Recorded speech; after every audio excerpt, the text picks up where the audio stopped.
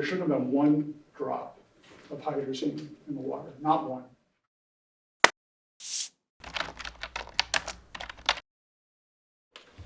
Issues with Mr. Parker's proposal. Thank you, Your Honor. Joel Odou, on behalf of the Will Water Defendants.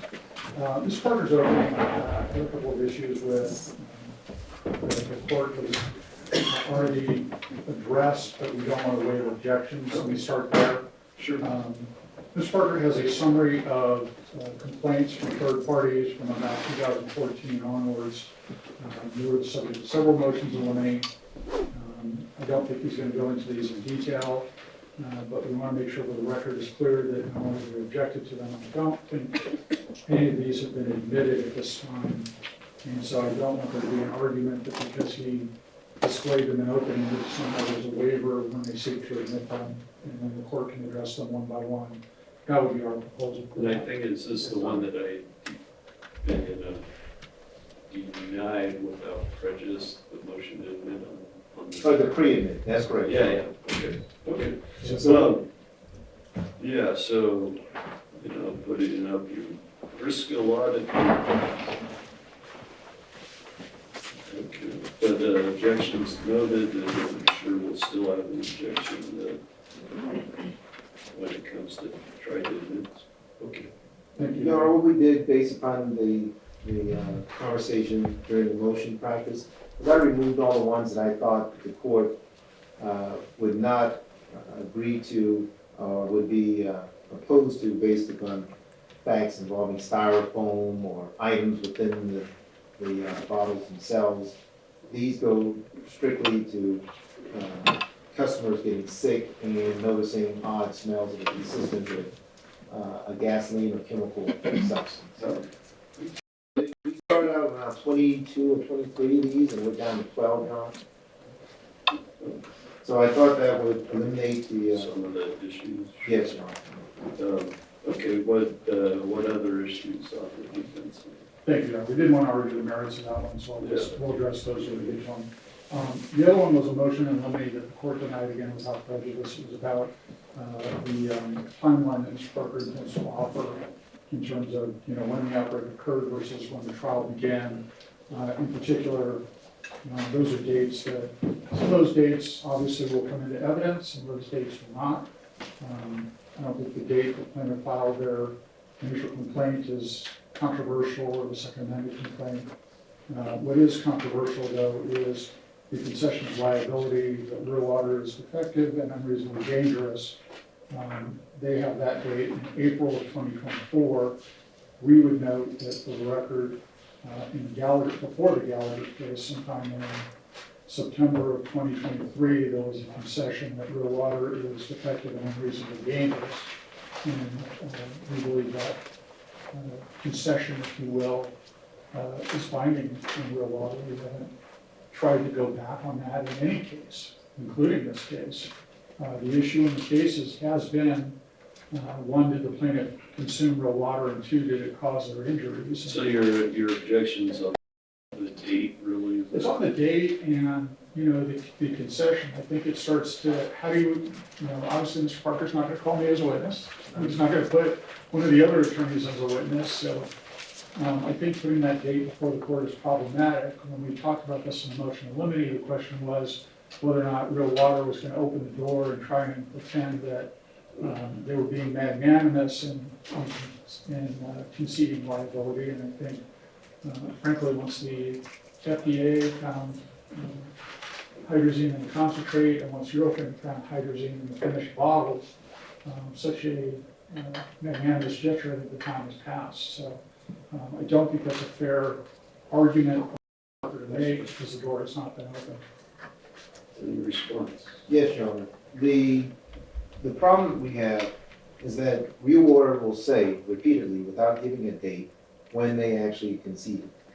When up to this trial, getting ready for this trial, until the time we were filing our pre-trial motions, which is roughly April 5th, 2024, we asked real water if they were going to concede, and they had not agreed. It wasn't until they actually put it in print, as attached to one of their motions, that they put something out there in terms of this case, and these plaintiffs, that they were gonna concede liability or liability and causation. No formal pronouncement was made before that date, and I don't think Mr. Odou will disagree with that. Now, if he would like us to use 2023, which was the month before we started the Gallagher trial, that would be inappropriate, because then I'd have to reference the Gallagher trial or that date, and we know that's not true in terms of these plaintiffs. The same exercise happened in terms of Hunwartzen, and we ultimately used the date, which was a month before that trial started. So this, I'm being uniform in terms of the earliest possible date I could give them. So the objection's overruled. Thank you. Your Honor, the second to last issue is Bluewater has obviously conceded liability. Mr. Parker wants to make reference to adulteration. Adulteration can be two things, can be a contaminant in the water, can be a failure to document how something is produced. Adulteration in the reports, the CFR is talking about not having the records proper. We think it becomes confusing. It's not necessary. Liability is not an issue in this case. Adulteration is a charged word, and Ms. Parker wants to define it for the jury, and not necessarily follow with this definition, but I don't think it's the right definition for what was found. But again, all of that needs to be flushed out in testimony rather than opening argument. Your Honor, this is an easy one, I think. First, the document that references adulterated is a document that's already been pre-admitted. I don't think it was. What page am I looking at? Oh, if you could go, Your Honor, to page 16 of my opening. Okay. This is taken directly from the FDA report that's been admitted. And the word adulterated is in the highlighted portion, Your Honor. Yeah. Water is considered adulterated. Okay. Next. And then the next page, just the definition that he's complaining about, which comes Well, directly what's from. what's the next objection? That's it, Your Honor. I don't know. Oh, I thought you said. Yeah, Your Honor, the last Yeah, yeah. objection is just, and I don't think this is gonna happen, but, you know, a lot of the slides that Ms. Parker is gonna use seem to be duplicative of what Mr. Kemp has already covered. I would hope that we're not going to find something else. There are two slides that I'm not going to use, again, because Mr. Kemp did use them, and that's slide number 20 and number 18. Okay. Yeah, so if he goes, you know, You heard that? Yes. 18, And 20 would be definitive, Your Honor. and even that, you know, it's still even a balancing kind of thing, and, you know, smarter attorneys realize juries don't necessarily like too much duplication, so, overall, at least for now, but we'll see how it goes in his actual. Thank you, Your Honor. Thank you, Your Honor. I guess the last question would just be, does the court have a specific time they would like to break, or is it break? Yeah, fair question. So we've got 10 or so more minutes with Mr. Kemp, I think he's over. Yes, sir. And then, who's going next? Did we decide? It doesn't I have matter. 10 to 12 minutes, so I can do that before Mr. Parker or after, whatever's easier. Okay. Why don't we do this, Your Honor, just in case? You go next. You go next, only because I'm thinking you have a child. And then Mr. Tagano, don't take any offense with it. And then I'll do Mr. Tagano last. Okay? So timing wise though, so, you know, we'll get to about, what, 11:45 or so, with Mr. Kemp, and then, Mr. Mirkovich? yeah, sorry, brain freeze. How long are you expecting to go? 15 to 20 minutes, Your Honor. Oh, okay. Yeah, I'm not So we very can long. finish everybody before lunch, so hopefully, now, if you get to about noon and you start, and I'm not, I don't want to interrupt, but, you know, if we're talking 5, 10 afternoon, okay, but past that. Okay. So flexible, I guess is the way I would put it. It sounds like we should be done in 50 minutes or so, 45 minutes. That's Thank you, right. Your Honor. Thank you.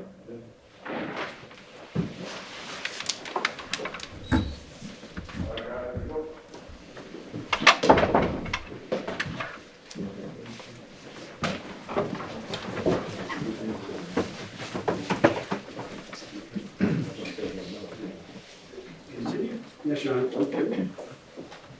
I'm yelling. And during the trial, if anybody needs a break, just wave your hand. That's fine. We'll take breaks at any time. I have to pick up a little bit, but we take breaks at any time. I was rude. I didn't introduce everybody. Mr. Morales is back here. This is Severin's father. Mr. Morales, can you wave or stand up or something? Okay, that's Severin's father.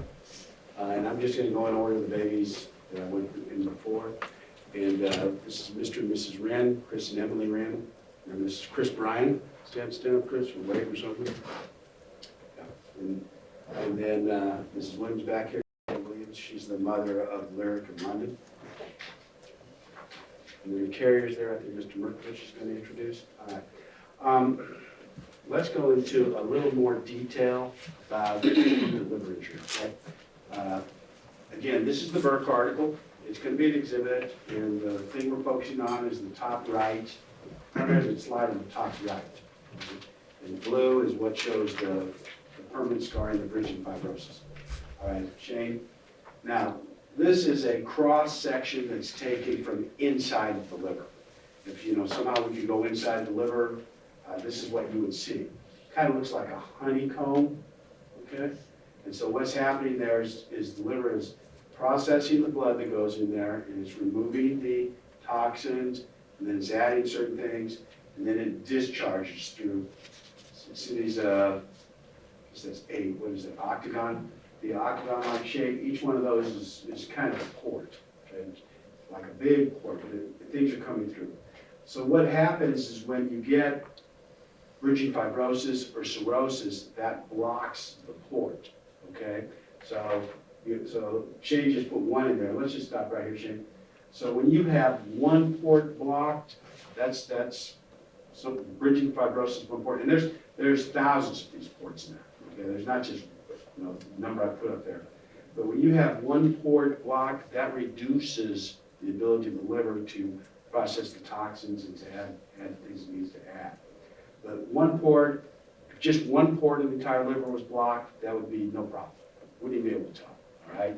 So you start getting 2 or dozens blocked, And so what happens is when you have bridging fibrosis, it bridges from one to another. So it's like a scar that's covering both ports. That's why it's called bridging. Bridging. Fibrosis means the liver, instead of being spongy-like, it's fiber-like. It's harder. It was like a liver that's normal is like a crushed sponge, and a liver that is hardened would be like a sponge that you stick in the microwave, it's all hardened. So what you're seeing here in this picture on the top right, the blue, you're seeing the bridges over those ports. So those ports are not functioning. So you can see in this particular individual, the ports on the right, all the red, that's fine, right? No problem. But the left, you see the problem we have, bridging fibrosis. Okay, next slide, Shane. Okay, so HERA, they did a liver biopsy. We don't have the results other than the liver biopsy. But we know she was in bad shape because of the cerebral edema. I've already talked about the 12,500 AST reading. She was in bad shape. Next, Shane. Lyric, same thing, acute encephalopathy. She's the only one that's diagnosed with acute encephalopathy, although I think they all had acute encephalopathy. Next one. And then London, remember she was the one that we found the hypoechoic lesion in. And again, this is not a liver biopsy, this was the ultrasound finding, half-inch thick near the port of vein. So that there was no liver biopsy. Now, Severin is the one that they did the liver biopsy on. Okay, and here are the results of the liver biopsy. What do you see there? You see red, normal, and blue. Blue is the permanent liver scar, the bridging fibrosis. And we're going to, I think I've got a slide in a second. But this is what you're going to see on the screen. We're going to call a pathologist to explain this to you. And this is the pathologist, Dr. Datnow, who's from South Africa. He has a little accent, a nice guy. I've used him before in other cases. Again, he's board certified. He's going to explain, he's looked at hundreds of thousands of liver slides. So he's going to explain what they look for in the tissue slides to find permanent damage like bridging fibrosis. And bridging fibrosis is permanent. It doesn't go away. It is permanent liver damage. All right, next. He looked at the tissue slide that I showed you from Senator Morales. And he's going to explain why that slide proves that there was bridging fibrosis. Next. And one thing he's going to do is he's going to compare Severn slide, that back up a little bit, Shane. Severn slides are the two on the right. The one on the 6 on the left are from the Burke article. And remember, it was the one on the top right that I was focused on the most. So he's going to compare the top right from the Burke article, see how you see all the blue in there, the bridging fibrosis, to Severn slide. Same thing. And he's going to explain what that means. And we're going to have some discussion, not so much from a little bit from Dr. Datnow, but probably more from Dr. Hudson, as to how the bridging fibrosis progresses over time. Remember, this is a 22-month-old child that has this bridging fibrosis. This is not someone who's 70, okay? So this condition doesn't go away, it becomes permanent, and it leads to other problems. Okay, next, Shane. Now, we have the tissue slide from Mr. Morales. We do not have tissue slides from Kristen O'Ran, Hera, Lyric, Williams, London. And again, one of those we had the ultrasound. But just look at Severn, it only had a 3,941 AST, and the others are all higher than that, with the exception of London. Hera is significantly higher than that. And so Dr. Datnow is going to give you a probability assessment on everybody having bridging fibrosis, what in case they have, where it's going to go. Next year. So these are the key points, and then I'm going to sit down because Mr. Parker is giving me the evil eye. He wants to get going. And just so you know, what we think is going to happen, or hope it's going to happen, Mr. Mirkovich is going to go next for probably about 12 or 15 minutes, I think. And Mr. Parker is going to go for however long he wants to go. And he's promised the judge it's going to be 15 or 20 minutes. Okay, so these are the key compensatory points of the case. Real water had hydrazine in it, the rocket fuel. Hydrazine causes acute liver failure. You're going to hear from Dr. Kosmet later today. All the plaintiffs got acute liver failure, no question about that. All 5 babies emergency jet to Salt Lake City because of acute liver failure. Only treatment options, liver transplant. They signed all the transplant paperwork, but they all got better in the hospital because they weren't drinking the real water. Is that it, Jane? Okay. And I thank you for your attention, and I'll turn it over to Mr. Mirkovich. Do I need to be behind this podium to be picked up? Yeah. Let's not switch, let's just get going here. Good morning, everybody. You may remember from the first day of jury selection, my name's Sam Mirkovich. It's my honor this morning to talk to you about the Carrier family. Ryan and Erica are here with us. They're seated in the 3rd row there. Ryan's wearing the white shirt. Erica has the blonde hair next to him. Ryan and Erica met in Las Vegas. They've been happily married since 2011. They have 2 children, Hera, who you've heard a little bit about. She's 8 years old now. And their son, Finn, who's 5. Now, Mr. Kemp shared a lot of the story with you about the physical trauma that Hera endured when she had acute liver failure. That's a huge part of the Carrier's story, but there is more to it. So what I'm going to preview for you this morning is the emotional side of this. The emotional trauma that Hera and her parents suffered throughout this harrowing ordeal, and how it continues to impact them today.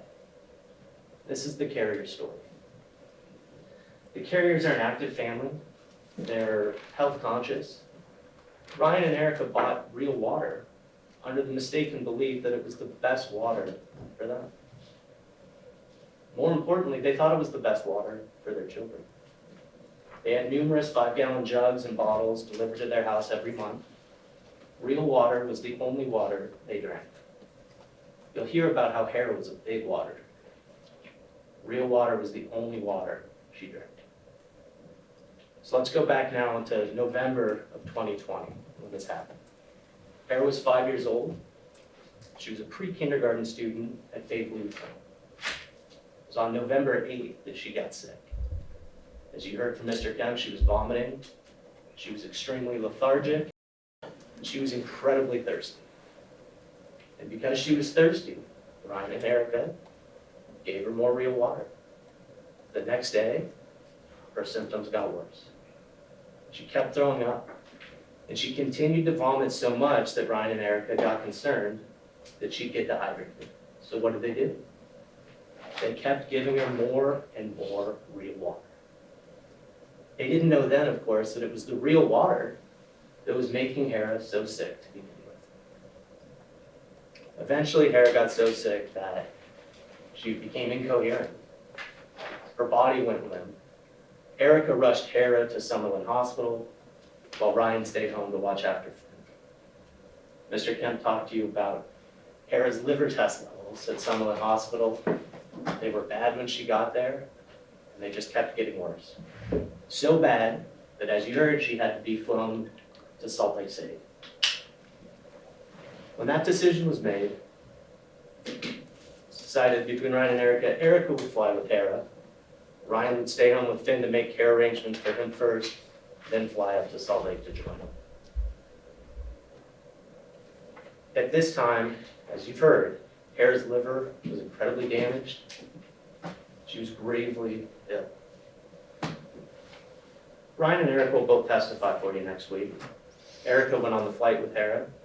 She'll tell you what that flight was like. It was the middle of the night. It was dark. It was cold. It was a bumpy flight. She wasn't able to take any pictures of Hera on the flight. In fact, Hera was flown on a stretcher. She was connected to numerous medical devices for the entire flight. And because of the way the plane was situated, Hera and the stretcher had to be facing forward. And what that meant was that Erica couldn't sit next to Hera. She couldn't sit in front of her at the foot of the stretcher. She couldn't sit anywhere where Hera could see her. She had to sit behind. So Hera couldn't see her mom. Erica couldn't see her daughter. When they got to Primary Children's, they were greeted by a team of medical professionals. Every one of them was wearing a full hazmat suit. Remember what Mr. Kemp talked to you about, COVID was a big concern. At this point, they didn't know what was causing Hera's liver failure, so they had to take these precautions. But what Erica will talk to you about is how scary that was for a little girl like Hera. Mr. Kemp showed you the liver test levels at Primary Children's Hospital. Astoundingly high. They thought Hera might need an emergency liver transplant. Next, please, Shay. This is Hera in the hospital. Going through this, Ryan and Erica experienced what it's like to be truly and utterly helpless. There's nothing they could do. They'll tell you about this incident and bringing them to their knees. The hospitalization was difficult, it was traumatic. When Hera was in the intensive care unit, the ICU, she was there about half of the time that she was in Salt Lake. She could only have one parent with her at a time. Remember, COVID precautions, only one parent. So while the carriers tried to navigate this ordeal, one of either Ryan or Erica had to sit in the waiting room by themselves. Erica slept with Hera every single night she was hospitalized. Throughout her hospitalization, as you can see from the bandages there, she was subjected to medical test after medical test. She got blood draws every couple of hours. She got so many that the veins in her arms started to collapse. They had to draw blood from her feet, from her groin. Eventually, they inserted a PICC line. You'll be shown medical records that mention therapy services being sent to the carriers. You'll see medical records that mention Hera's fear when the team of medical providers are in the room all at the same time. Mr. Kemp also talked to you about the liver biopsy. Hera underwent the liver biopsy. He talked to you about what that procedure entails. So Hera underwent that, and that little piece of her liver that they removed, they knew that she had ingested something extremely toxic, but they didn't know what. Ryan and Erica racked their brains trying to think of how on earth did our little girl ingest something so toxic. But as more time passed, without drinking real water, Hera's test levels gradually improved, and by November 20th, she was allowed to leave the hospital. 12 long days. When Hera got home, she had to continue undergoing these tests. She had to be monitored, and that went on for months before her liver test levels actually normalized. But the carrier's story doesn't end there. The physical and emotional scars of this ordeal are still ever present in their life, and that's what you'll hear about from Ryan and Erica. Now, just at the end of Mr. Kemp's statement, he talked to you about Dr. Hudson, the liver specialist, and how he'll explain to you why it's likely that all of the children here had that bridging fibrosis or scarring on their livers, and how they're going to need monitoring for that as they grow older to make sure they're okay. You're also going to hear from another expert. Go ahead, Jim. This is Dr. Stephen Sands.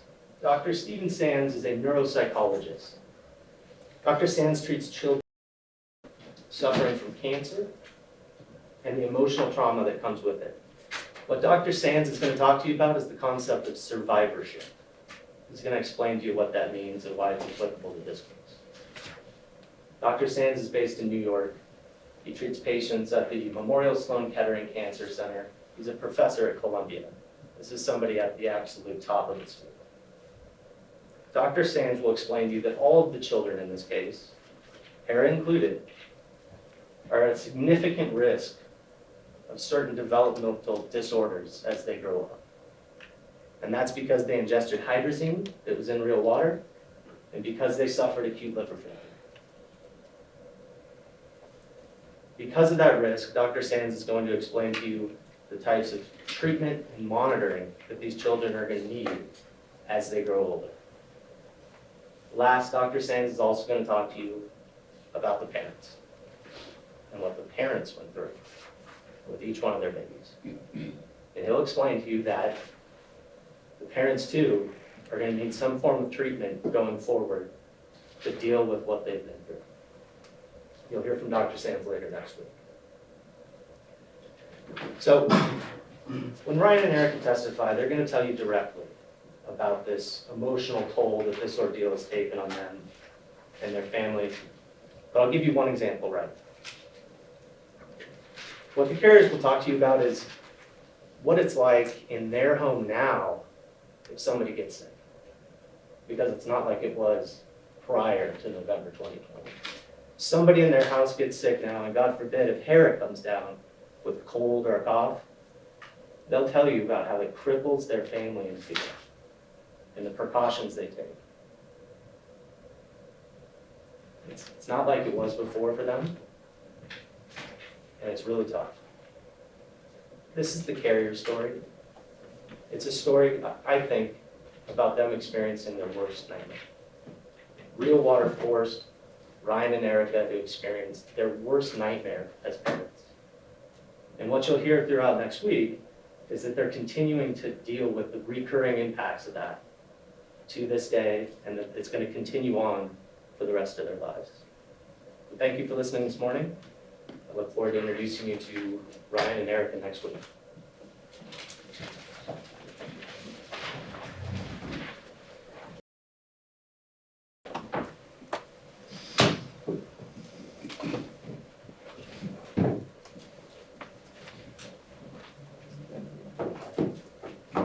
Good afternoon. Good afternoon. So I'll be brief as well. I know Mr. Kemp suggested I may go longer than 10 or 15 minutes, but I'll try to stay within 10 or 15 minutes so we can get out of here for lunch, okay? I'll try not to repeat anything that Mr. Kemp said, but there is some overlap, slight overlap because I also have to explain what happened to my clients. Mr. Joseph Tagano, who's all the way in the back next to his lovely wife Sylvia Tagano. So bear with me a little bit in terms of some repetitiveness. What we can all agree to is that water is essential to life. I mean, there's nothing more basic to being alive than water. You can live longer without food than you can without fresh, safe, clean drinking water. And Real Water took advantage of that. Real Water, in an attempt to make money, came up with what I would consider an innovative, dangerous approach at creating water to sell to the public with no concern of how it addressed the health concerns, toxins within that water, and how it may affect the ultimate drinkers. That's what I believe you will learn from the evidence in this case. What I will tell you, and you've heard Mr. Odou say that Real Water has conceded liability, and that's not an issue here. But these people, these plaintiffs, these children, went months not knowing what was causing them to be so deathly ill, and went years after litigation, years, trying to find the answer, and trying to get to a point where we would be in front of you. Go to the next slide, Shane. It is our belief that the evidence in this case will reveal that Real Water's conscious disregard for the rights and safety of these plaintiffs, these children, should paint a very clear and convincing picture that punitive damages are necessary. Just necessary. Because without it, this could happen again. Next slide.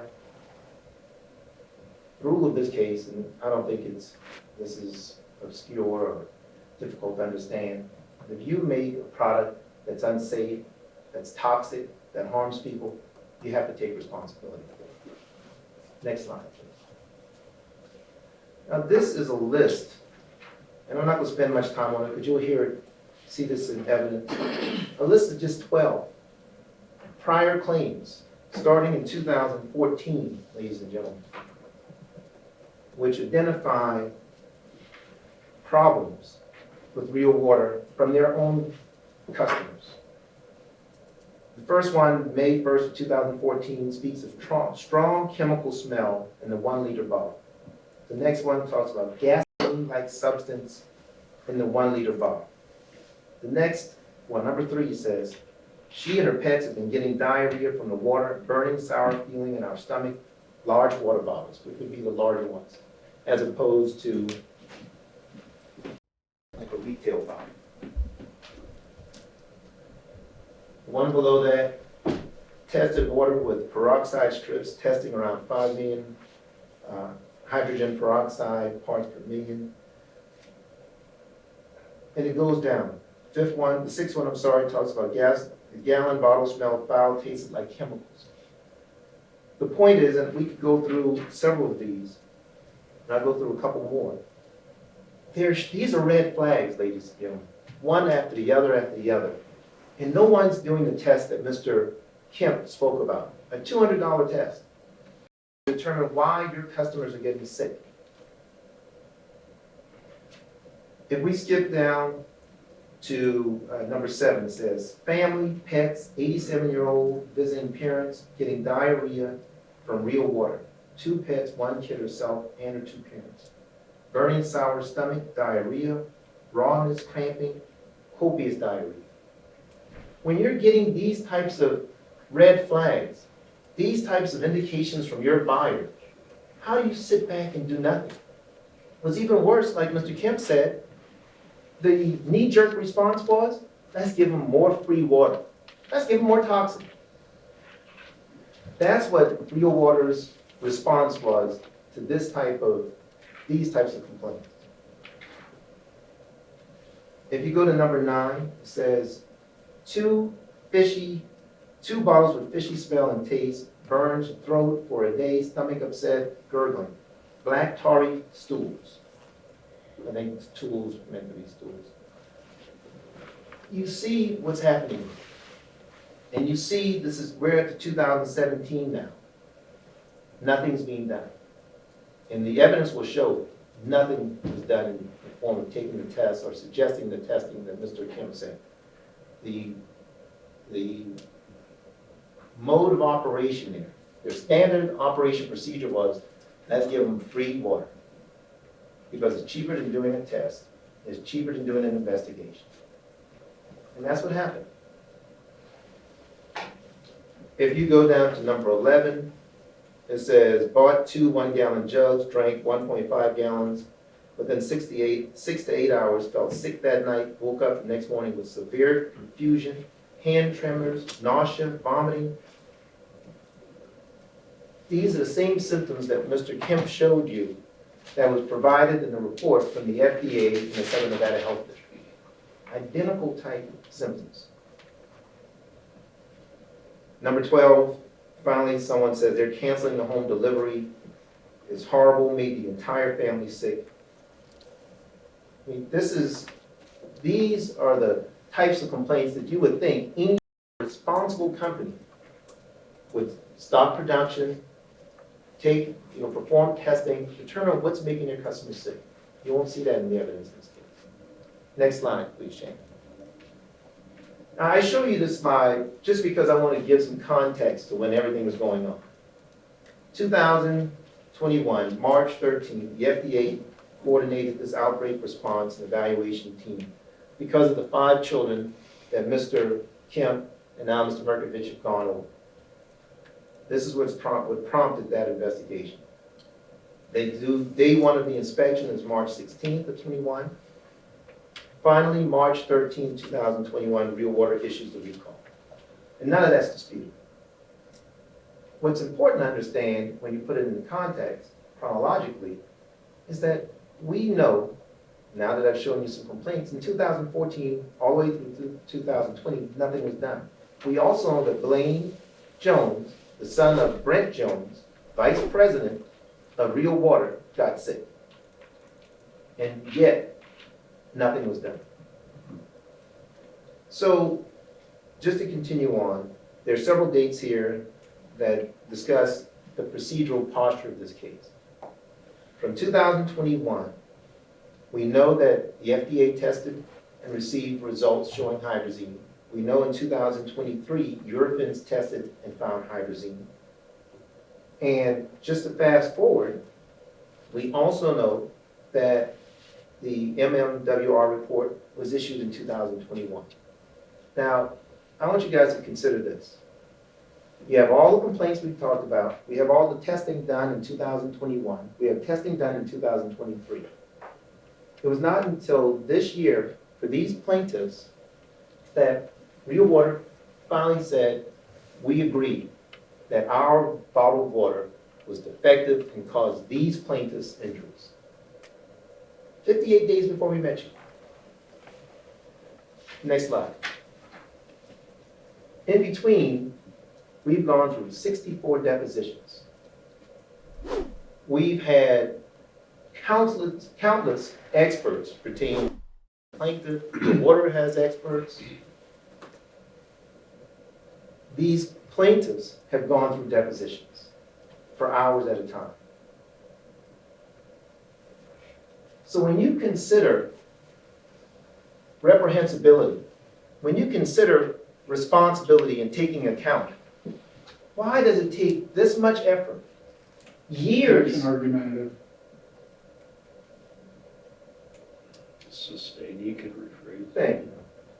It has taken years to get to where we are.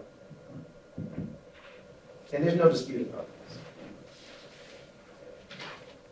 Now, after 64 depositions of experts, clients, lay witnesses, some of which Mr. Kemp has already alluded to, we get to where we are now.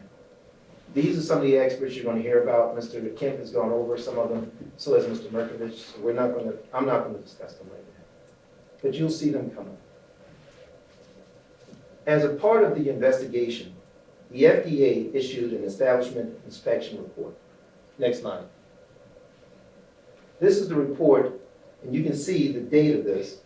The start date, March 16, 2021. One of the reasons why I showed you the critical dates earlier, just so you could have chronologically an understanding of when things were happening.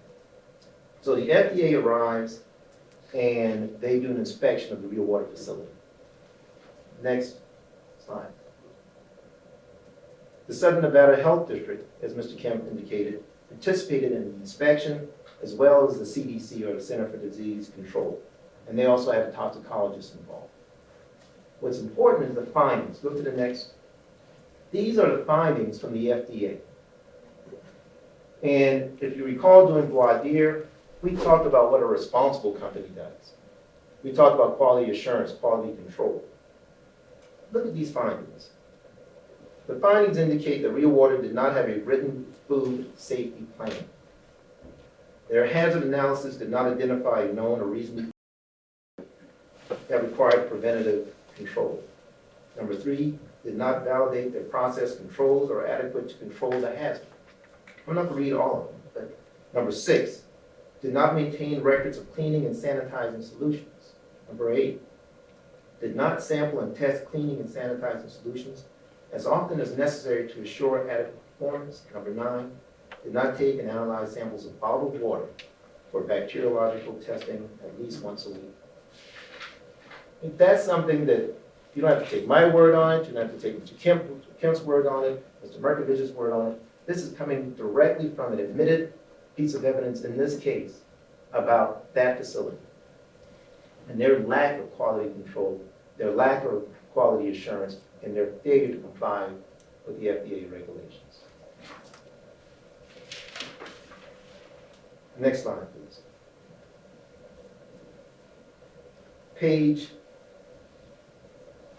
The next page of this inspection, establishment inspection report indicates here, which I think is very important.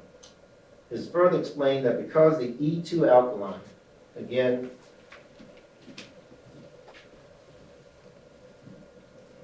this is what that E2 alkaline concentrate was in, that was used to make every drop of water that went into these jugs or retail bottles.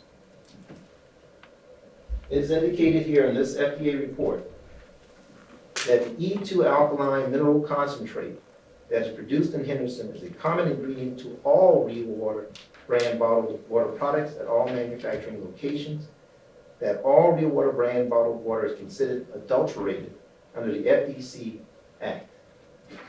Ladies and gentlemen, next slide. This is what adulteration means. A violation of the Federal Food, Drug, and Cosmetic Act, which includes products that are defective, unsafe, not shown to be safe, filthy, or produced under unsanitary conditions. And that's what they were providing to people to drink, like these people here and their infants and toddlers. We can skip 18, let's go to 19. So Dr. Hudson, gastroenterologist, hepatologist, he will provide testimony how and specifically discuss the medical care of all of the plaintiffs in this case, including my client, Mr. O'Donnell, all of the children. You will hear and he will relate the hydrazine effect on their livers. You can skip 20. And Mr. Kemp alluded to this, but these are the actual Eurofins testing results. Mr. Kemp showed you the test results for the FDA concentrate test. These were the actual test results for each of the 7 bottles they tested. They only tested 7, and all 7 showed or provided hydrazine detected levels. The first 2 were below reporting levels, but still detected.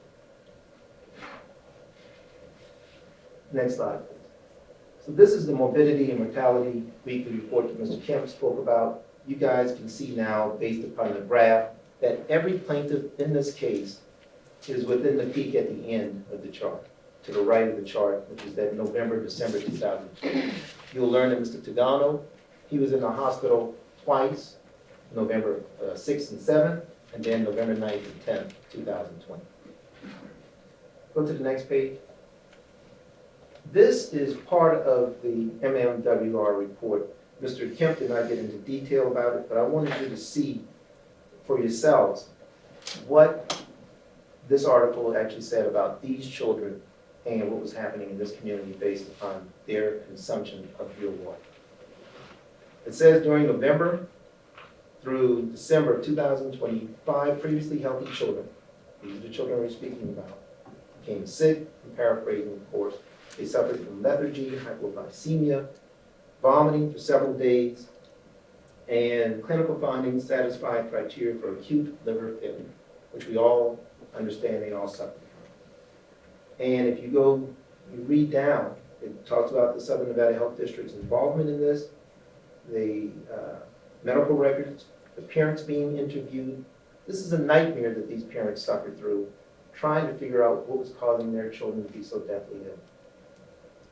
When you go to the next paragraph, because right above that it speaks about the R2 real alkalized water concentrate, right below that, it speaks about March 13, 2021, the health district and the CDC and the FDA launched this public health investigation. If you go to the next column, next paragraph, it says real water offered a variety of products, including the 5-gallon jugs, and which was home delivery, and smaller bottles, which we discussed. 2 paragraphs down, which I want you guys to pay particular attention to, and this is an admitted document. You'll see this in evidence during the trials. Most patients had illness onset in November 2020, and apart from the 5 children, all were aged 30 years or at illness onset.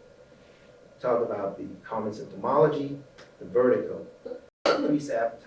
All of these were suffered by all of the patients, all of the plaintiffs, including Mr. Tagano. If you get to the bottom of this paragraph, it says, all patients considered for transplant recovered without transplant. 1 patient, a woman aged in her 60s with underlying medical conditions, died related complications in November 2020.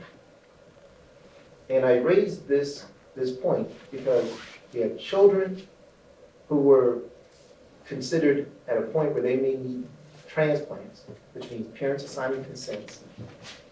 We all know what can happen in the surgery. We have parents not knowing what's causing the illnesses. And we had a death in November 2020 around the same time. And real water, based upon that calendar that Mr. Kemp put in front of you, did nothing at all. Next slide. I'm not going to go back over the chart. You're familiar with the chart now. You're familiar with the chronology. I want to speak about Mr. Joseph Tagano and Ms. Sylvia Tagano. And I'm going to make this short because you'll get a chance to hear from Mr. Tagano yourself from the stand. But I want to show that his AST, ALT scores were also above normal. He was in the hospital. This one shows a collection date of November 5th, and it shows a reference range. The reference range is all the way to the right. It says 15 to 37. He's at 475. The reference range for the ALT is 16 to 61. He's at 110. The following day, it increased 561 to 216.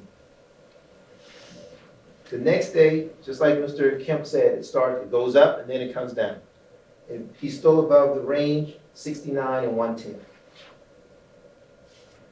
Mr. Tagano had the exact same types of symptoms that everyone else had in terms of the children, as well as those identified by the FDA and the Southern Nevada Health District when it comes to acute liver failure. In fact, Mr. Tagano, after being told by his physician, his primary care physician, to go get lab tests, passed out while there to get lab tests. He was suffering from such confusion and an altered mental state that they called the paramedics. He decided not to go to the hospital. He went home. He went to his doctor the following day. The doctor, while at the doctor's office, again has a point of passing out, fainting. He's taken to the hospital, not knowing what's going on. Sylvia doesn't know what's going on. He ends up, like I said before, spending 2 bouts in the hospital, 4 days collectively. Now, I said this earlier in terms of perhaps our older members of our society being tougher skin. Mr. Tagano did 2 terms, 2 deployments in Vietnam, United States Navy. He is not a soft kind of guy. He's a man's man. And for him to faint, lose control on more than one occasion, to go through this, and the problem with this water, and the problem with how people were buying was conditioned, they believed the water was better than other water. So instead of taking less of it, they were taking more of it. So when he felt dehydrated and was fainting, he decided to drink more of the real water. What I found out in preparing for this trial is Sylvia, the smart one, probably the same thing my wife would say to me, she never drank real water and never got sick. Mr. Tagano, on the other hand, did. And Mr. Tagano thought he was doing what was best for his body, drinking water that was touted to be the best for you. The evidence in the case will show that everyone thought that they were doing the best for their family members because of promotions, because of the things they read about. All to be completely wrong. Real water was not good for them. It was just the opposite. It was toxic. It caused them all severe liver injuries, and that's why we're here. Ladies and gentlemen, again, I'm going to allow Mr. Tagano to discuss in more detail his life, his beautiful wife, their 2 children, his 4 grandchildren. But I want to end with this. We wouldn't be here if we didn't need your help deciding what the appropriate damages are for compensatory. In this case, compensatory will be future medical care that we've not agreed upon because everyone will need monitoring, because everyone's concerned about permanent scarring on their livers. And Dr. Hudson will say that there's a cost of doing it annually or biannually to determine how their livers are functioning. We're going to also ask you to determine what the appropriate amount is for general damages, pain and suffering. Because what you've heard, what you've seen, these plaintiffs have gone through significant pain and suffering. And then finally, given what you will see and what you know about this case at this point, we believe that there will be appropriate time for you to determine the appropriate amount for general damages. Thank you very much, and again, we appreciate your patience and your attentiveness. Thank you. So ladies and gentlemen, we'll go ahead and take our lunch break. So come back at 1:15, so an hour and 10 minutes. So return at 1:15. During this recess, you're admonished not to talk or converse amongst yourselves or with anyone else on any subject connected with this trial. Do not read, watch, or listen to any report of or commentary on the trial or any person connected with the trial by any medium of information, including without limitation to social media, text, newspapers, television, internet, radio. Do not visit the scene of events mentioned during the trial. Do not undertake any investigation. Do not do any posting communications on any social network sites. Do not do any independent research, including internet searches. Do not form or express any opinion on any subject connected with the trial until the case is finally submitted to you. See you back at 1:15. Please rise for the jury. Keep your notes that way. Review the designations and the objections. Welcome, I guess, arguments, although we are limited in time. Do you want to address them individually? Do you want to go through them one by one, just to make it easier, Your Honor? When you say one by one, you mean? For example, why don't we start with Ms. Kessler's deposition, if we could? Sure.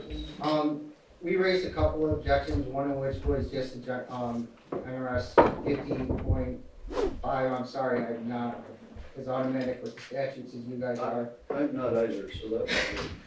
As far as lay testimony, the key, I think the key lines here are page 22, lines 17 through 25. Ms. Kessler discusses how she has fatty liver disease, but doesn't know where it's from. She goes on to discuss that on page 23, that it was originally found in 2007 and 2008 as an incidental finding, and then she goes on to talk about she doesn't know what her liver function tests were or anything. I think, honestly, I think this is just kind of speculative, that they're trying to bootstrap the fatty liver into real water, and I don't think there's any support for that, and I think Ms.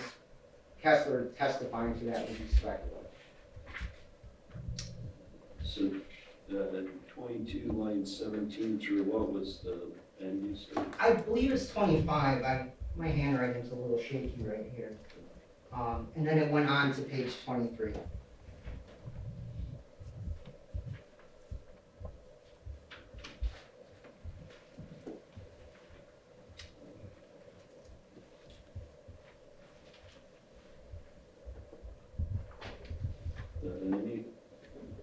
So, do you think, any other objections on hers?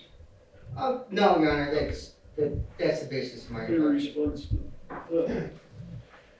Judge, I think on notice, you know, that we offered to notice of potentially dangerous and infected condition, Guinness versus Mapes, Benedati, Benedati, talk about it. And in the Guinness versus Mapes case, we had repair orders. Okay, that was held to be, your repair orders held to be adequate notice. And none of the Nevada case law, or any of the other case law says we have to have an extra look at each one of these complaints and relate the condition complainant back to the product, because that's not what's being offered for. We're not trying to do mini trials in each case. We're just trying to say that there's notice. And in this case, for example, it's relevant for 3 reasons. 1, it's notice of potentially infected dangerous condition they usually know about. 2, they didn't even show these to the quality assurance people. You know, we go through each one of these with quality assurance. They should have shown them to quality assurance people. So that fact alone. And then the 3rd reason, Mr. Dessa is going to testify, and again, he was the purported quality assurance director, even though they didn't tell him. He's going to testify that if he'd seen these complaints, that he would have shut the line down and done an investigation. So those are 3 different reasons that they're relevant. And with regards to her statements about fatty liver, I mean, she didn't equate it to real water. She still doesn't equate it to real water. She said, I had it. yeah, so I think that, so, you know, sorry to interrupt you, but we do have a limited amount of time, but I think, you know, what you're saying is, as far as a lot of the first responses seems like were accounted for, because I wrote down a lot of the things you just said, but now the objection now is limited to, you know, the page 22, line 17 through 25. Your Honor, just to make this simple, I think this is kind of an all or none thing. I'm not, I understand what you're trying to do, but I mean, if they're gonna play the depths, you know, that's fine, but, you know, however you decide to rule, I don't know if it's worth striking out individual lines of these witnesses' testimony. So hold on, I'm not sure what you just said. I'm not sure what I just said myself, Your Honor. Let me take a step back. I believe I may have jumped to an assumption because you said the objection is limited to certain lines, and I do agree with that, but I just not interested in striking specific lines. I'd be more interested in striking the testimony on a whole.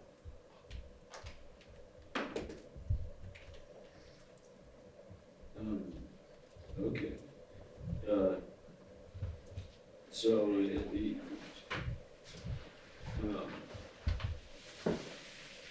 so to make sure I understand now, the objections from the defense is maintaining all the objections, 22, line 1 through all the objections there through 28, 25, is that everything? Yes, Your Honor.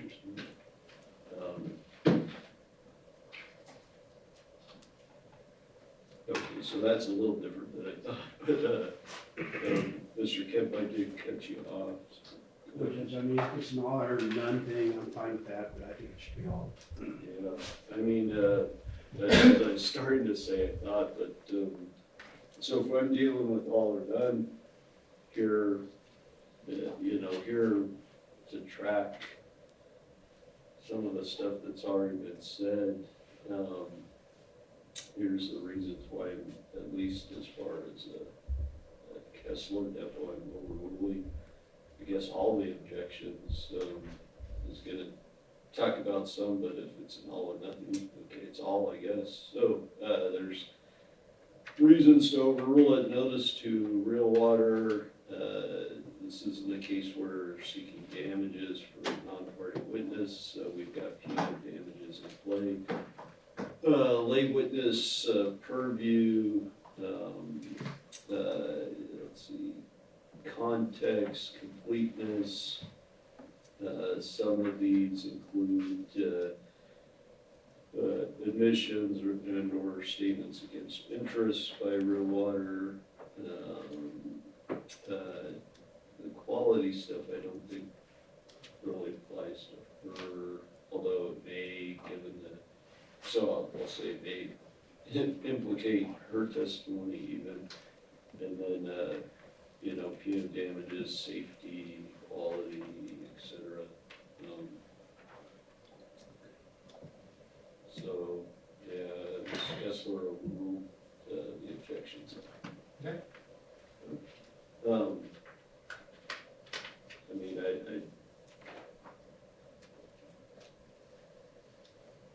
don't know, do you want to take the all or nothing with the other ones too? Given what you just said, no. So let's talk about, which one do you want to do next? Why don't we talk about Mr. Fisher next? Okay. Because I mean, I think here the key issue with Mr. Fisher, and if you look at page 13, specifically lines 5 to 7 of his deposition, he talks about how he purchased 2 gallons of real water, drank 1.5 gallons of it in a short period of time and went to the doctor. Was diagnosed with metabolic alkalosis, which is essentially meaning he drank too much water and changed his body's pH. I don't think this really goes to notice to real water or anything, because basically he has a diagnosis. It has nothing to do with hydrogen. It has nothing to do with real water. It has to do with him over consuming a water product. And so that would be my main objection to that. Yeah. And I would also note that plaintiffs conceded that Mr. Fisher had metabolic alkalosis in the chart presented by Mr. During his opening as well. Your Honor, the problem here is they're not investigating these complaints. So it doesn't matter if you complain that it's almost perfect, they didn't investigate it, they didn't get to quality control people. Remind me, did he, All 3 of these people wrote written complaints. We went out and found as many as we could find, and then they gave depositions. so, yeah, for all of them, but let's talk about some specifics, because, so overruling that objection for basically all the reasons I already said, but, on page 21 and 22, we've got several form objections, lacks foundation by Mr. Odou. I'm gonna overrule all of those. So, I don't know if you've already taken those lines out or not, or have that ability hopefully, but, Yes, Your Honor, all the objections have been removed from the cut. okay, and then, let's see. Page 25 is plaintiff's objection, I think, about contacting Mr. Kemp's office, is that right? Speaking with Kelly, works with Will Kemp, so, I'm gonna overrule that objection. So make sure you play 25, 7 through 25. It's fair, appropriate to ask a witness whether they, now we can have an instruction, and I will rely on both parties, there's a stock instruction, hey, if you're allowed to talk to witnesses, to address that. And then, on page 46,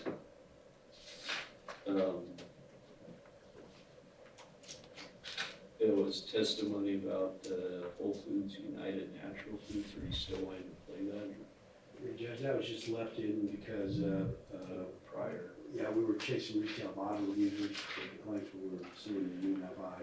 We can take that out, but it does give context to where he bought it. And actually, Your Honor, I think what happened here is, you're ruling on the objection regarding the contact with our office. Uh-huh. I didn't mean to have that as objected to. I think the court's ruling is absolutely right on that. But the highlighted UNFW relates to defense counsel's contact with the same witness. So I think the confusion here is, I had flagged the testimony about contact with our office and marked the testimony with different defense counsel to say, hey, do we want this in or out? So with that understanding, why don't I just confer with Real Water and we'll decide what to do with these two portions. But understood that there's no objection to the language about, or the testimony about contact with our office. So I'm not sure I understood what you said. You can work it out, Mr. Okay, well, we're gonna, okay. If you think during the break, okay, If he wants it in, fine. If he wants it out, fine. I'm not gonna- okay, so, Let me talk to Eric. We're kind of talking about it, okay? Okay, the last one's Mrs. Dorn, Your Honor. And I'm not gonna belabor the point, because I know the court, we want to get the jury back in here. I mean, my objections for Ms. Dorn are basically the same, and I'll just let the court give its explanation and rest on that. okay, so same ruling except, for, this page 23, line 19, halfway through the latter half of line 19, so 23:19. She starts talking about, so there was one instance when I had, is it bun something, it's not ALT, it's not AST, it's something about creatine. Doesn't seem to be relevant at all.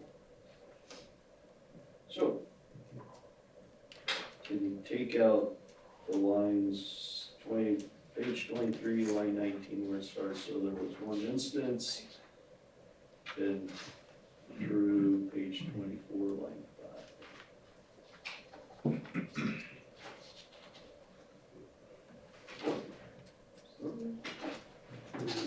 Thank you. Thank you.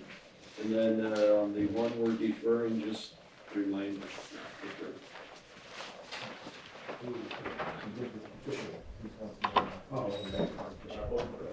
Please be seated. Welcome back, ladies and gentlemen. Thank you for your service and for your patience, so we very much appreciate both. Is defendant ready for opening? Yes, we're ready to proceed.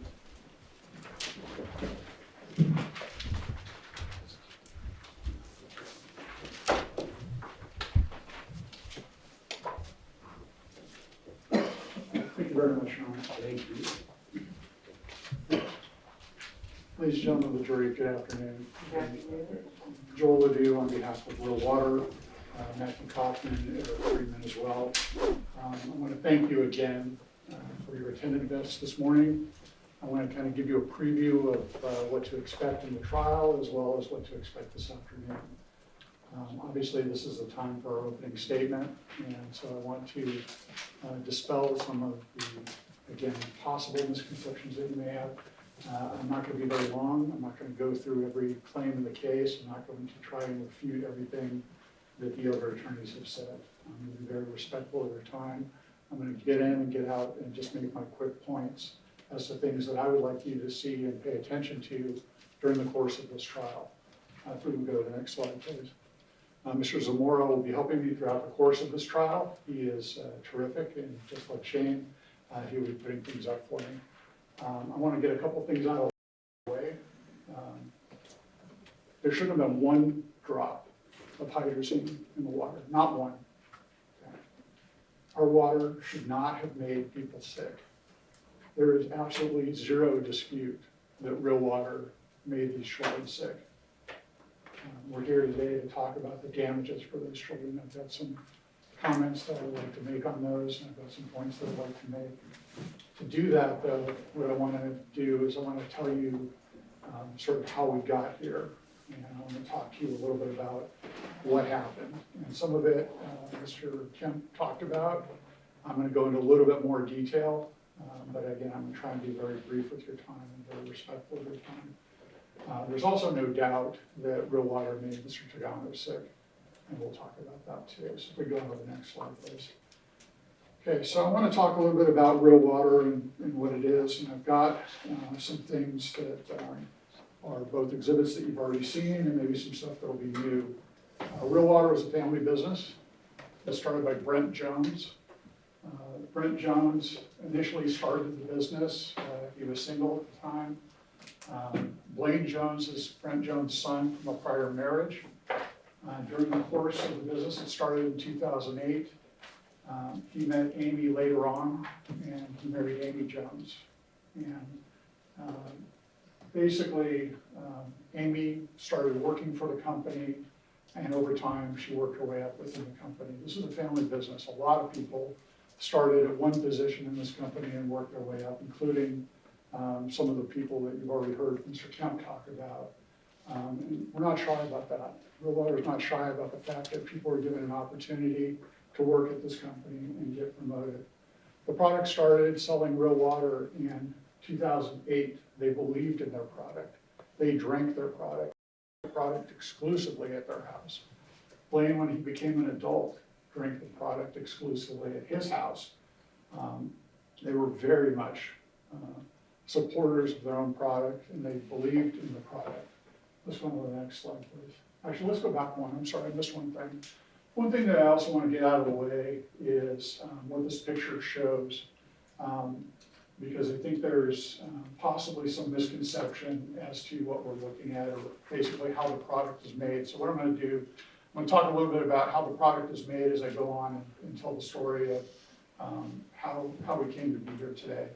What we're looking at is a filter, and those are tanks that filter incoming Clark County water. Comes from Southern Nevada Water District. There is a valve that goes out to the street. The water comes into the building. This is the building in the Henderson facility near the Ocean Spray factory that Mr. Kemp talked about. So water would come into this building and be filtered here. And this is the very first filtration that the water goes through. And it will be filtered many times before it goes to the finished product, and we'll talk about that. But I just wanted you all to see, where do we start? And the best place to start is when the water comes into the building. Now we can go to the next slide, thank you. So these tanks are just to the left of those filters, and these tanks are used for mixing the final product. Also, they're used for holding water as you first bring it into the building to make real water. Real water was invented by John Marlowe. We'll get the opportunity to meet Mr. Marlowe. Mr. Marlowe is elderly. He is a little bit frail. He is getting up there in age. He's a very nice gentleman. And he taught the Jones family, initially Brent Jones, how to make real water. Mr. Marlowe is a classic inventor, somebody who works out of their house and likes to tinker with things, likes to invent things. I will tell you right off the bat, Mr. Marlowe is unashamed about making real water. He thought he made it terrific.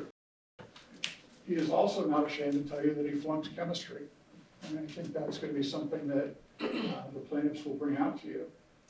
Mr. Marlowe invented the product because he wanted to make an alkaline water. He was fascinated by alkaline water, basically negatively charged water. And what he did with his water was he added salts to it. Not chemicals, not hydrazine, not something mysterious, just salts, the normal salts that you see in a lot of different kinds of drinking water, Sparklets or Arrowhead or whatever. His big discovery, his big change was he used titanium tubes, and he would run the water through these tubes and give it a negative charge. And I'll talk about that in a second. But ultimately, the water would be put into concentrate. They would have 75 gallons of concentrate. I think this is, I don't know how big this This is 5 gallons, so concentrate would be put into these totes and used as the manufacturing process went along. So that's what we're going to be talking about. We'll go to the next slide, please. So the water is filtered 7 times. Nothing unusual about that. Many water companies filter their water. They added, I'm not going to get too deep into the chemical or the chemistry here or the different salts that are added to it. Potassium chloride is added to the water. These are just background information. And then they would take the water, they would run it through the tubes. We'll see the tanks that they use, but this is a drawing actually from Dr. Najam. Dr. Najam is plaintiff's expert. We don't dispute what Dr. Najam's going to say. The water comes in, they run it, they take the purified water, they run it through these tubes. These tubes have an electrical charge given to them, and then the water comes out, and the negative is saved, and the positive is thrown away. And that's basically how the water is made. It's run through the titanium tube. Now, Dr. Najam is going to tell you how the hydrazine came to be created. And what he's going to tell you is he's not sure. He has 2 theories as to how hydrazine was created. One he thinks is slightly more likely than the other, but he's not sure. So if we go down to the next system, we'll see what happens. These are the 300 tanks that we start with. So if, let me say this, all the water after Blaine Jones started working for the company was made by Blaine. Once Blaine, he started there working as a kid. As he got older, he took on more responsibility, and about 2011 or so, he made all the water. And what he would do is he would fill up one tank, 300 gallons. He would then connect these to the electrical device that you saw, like sort of like a battery, charge it, and then he would add the potassium to it, and he would start the process. And the water would run out of one tank through one of these tubes, or they would use 2 at a time even to make the process go quicker. And then half of the water would go down the drain, the other half would go into the other tank. Then they would reverse the process. They would take, now so you started with 100 or 300 gallons, now you have 150. With that 150 gallons in the second tank, you run it again, fill it back up to the original tank. Now you have 75 gallons, and that's the concentrate that's used to make all of the real water products. As I said, there shouldn't be 1 drop of hydrazine. Hydrazine was found by the FDA about, let's see, the recall was in March of 2021. The FDA tested the water, and they found the hydrazine in the concentrate in October of 2021. Okay. Shouldn't have been 1 drop. It's in the concentrate. So if it's in the concentrate, that means it's in the 5-gallon jugs, because they use these to make the 5-gallon jugs. They put in those big tanks, they mix them around, and those 5-gallon jugs get filled. And then they go into the retail bottles as well. So if you've got a problem with the concentrate, you've got a problem with all the real water. That's not disputed. We'll go on to the next slide, please. Let's talk a little bit about hydrazine again. We're not going to give anybody a chemistry test. This is more for background information. Okay, hydrazine is a nitrogen compound. That's the only thing I want you to know about it, really. None of the salts that get added to the water contain nitrogen. You've heard Mr. Kemp talk about nitrogen. There's water, H2O, doesn't contain nitrogen. Okay? So the big question in this case was, how did hydrazine get in the water? And to that, Dr. Najam has 2 answers, and I'm not going to steal his thunder. He'll explain to you how the hydrazine was created in the manufacturing process. It's not disputed. My only point is he's not sure. And he's not sure, and the plaintiffs are still going to ask you to make an award of punitive damages against real water, so they should have known. Dr. Najam's not even sure. Let's go to the next slide. So as I said, Blaine was at the beginning. He was a kid. He was helping out his dad. Eventually, he becomes the vice president of the company. And in 2020, he decided that he was going to step down. Real water was growing. They were moving. They were out of a facility that was on Desert Inn to this facility you see in Henderson. They were also going to split their operations. They were going to have an operation in Mesa, Arizona. And so instead of being vice president, Blaine Jones took charge of the move, basically. He made all the concentrate the same. He was instructed personally by John Marlowe on how to make the concentrate.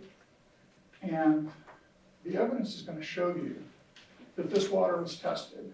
This water not only was tested, I think it was monthly, yearly, quarterly, through rigorous testing, but they also hired a consultant when they set up to make sure that all quality standards were made. Now remember I just told you about nitrogen not being any of the things added. No one thought there could be hydrazine there. Nobody even knew what hydrazine was. John Marlowe didn't know what hydrazine was until he was told as part of his case. Blaine Jones didn't know what hydrazine was. Brent Jones didn't know what hydrazine was. Nobody knew what hydrazine was. All the testing they did, you'll see the testing throughout the course of this case, nobody ever thought to test for hydrazine. I think Dr. Hutt is going to have to admit that water companies don't typically test for hydrazine. Testing was done.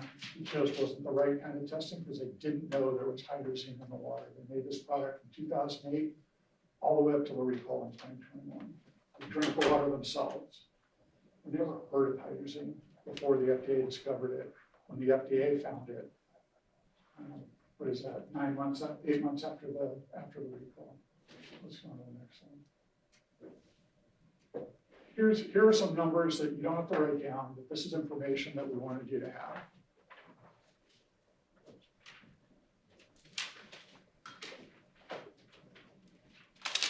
These are the medical costs that Real Water is responsible for. They won't be on the verdict form.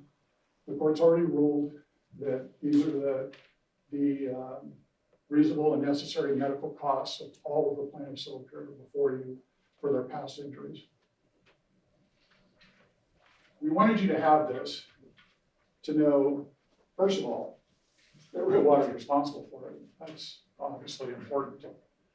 But so that when you go to reach your verdict, you're being asked to render a verdict on general damages, not medical costs. Those medical costs the court is taking care of. And you can see that this was a significant event for a lot of these plaintiffs. None of these children should have been injured. None of these adults should have been injured. And Mr. Sagano's an adult, he shouldn't have been injured either. But these are not insignificant medical costs for these people, and that's not what we're putting up there to try and tell you that they're insignificant. They're not. These are significant numbers. I mean, we've got nearly $80,000 for Christopher Brian Wren, the dad. He was made sick. $215,000. His son, Christopher Noah Wren. These are medical costs. His wife, Emily Wren, $32,000. This was a bad experience, and we're not trying to minimize that in the slightest. Their children went to the hospital. Their children were flown via life flight from Las Vegas to Salt Lake City. And those costs are in here. Seven Morales, $357,000. That's not an insignificant amount of money for those costs. Joseph Tagano, again, not an insignificant amount, $86,000 for his treatment. The Williams twins, $319,000 for Lee, $174,000 for London, and then of course Hera Carrier,